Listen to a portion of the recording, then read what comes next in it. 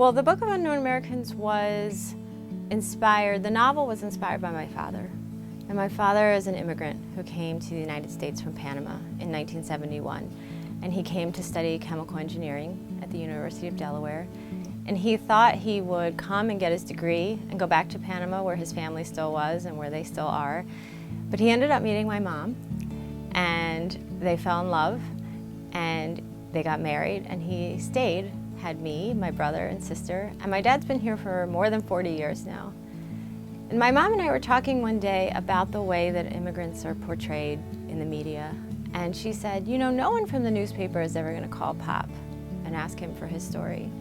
And I said, you know, that's true, and it was a shame, and I thought as a writer that I had the power to tell, if not exactly his story, but stories like his. So that was kind of part of the idea of how the book was born, telling all these stories of all these different immigrants from all over Latin America. And then in conjunction with that, when the book was finished, I thought, wouldn't it be nice to keep telling those stories? And not only immigrants from Latin America, but from all over the world, from any country. People who've come to the United States, all for different reasons, who've left their lives behind and who are starting anew here, trying to find a home. And I thought it would be nice to continue the spirit of that. And I started this website. It's unknownamericans.tumblr.com. And it's open to anyone, and it's just a place where people can submit a photo of themselves and their story of coming to the United States, what their life is like now, what the life was like that they left behind, a particular memory that they have. My parents' younger brother and I left Cuba in November of 1997.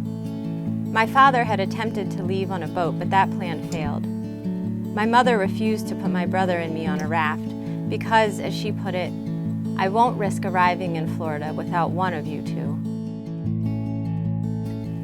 My father is a petroleum geologist, and we were transferred from Singapore, where I was born. For me, I have always known Wyoming. Casper is a trails town. The Oregon Trail, California Trail, Mormon Trail, and Pony Express all go through the town. It seems fitting then that our family journey took us there. But unlike the pioneers who traveled on further west, we stayed in Wyoming. It's been more than 35 years, and I cannot imagine a different route. I cannot see a different trail. And there I was, 18 years old, never left Bulgaria before, literally fresh off the plane in America, ready to begin building my American dream.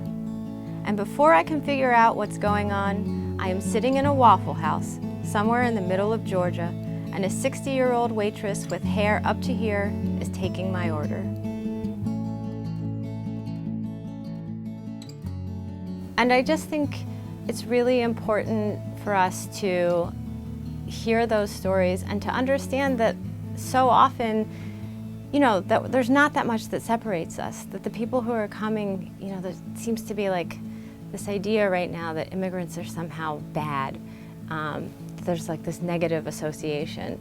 But I think when you start reading these stories, it breaks down those walls and those stereotypes, and you start to see, oh, they have the same kinds of fears and the same kinds of hopes and the same kinds of dreams that I have or that anybody has for themselves, for their kids, for their lives. And so it was just important to me to have a place where anybody could share those stories and where other people correspondingly could listen to those stories and read those stories, and we could come to some kind of place of mutual understanding.